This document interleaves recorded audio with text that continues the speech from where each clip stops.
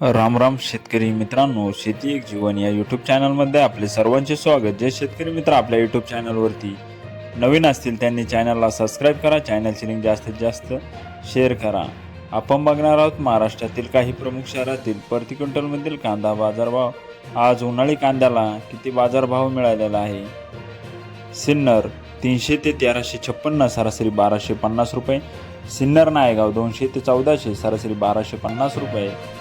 संगमनेर 200 ते 1767, सरासरी 983 रुपये. चांदवड 550 ते 1775, सरासरी 1320 रुपये. मनमाड 200 ते 1351, सरासरी 1200 रुपये.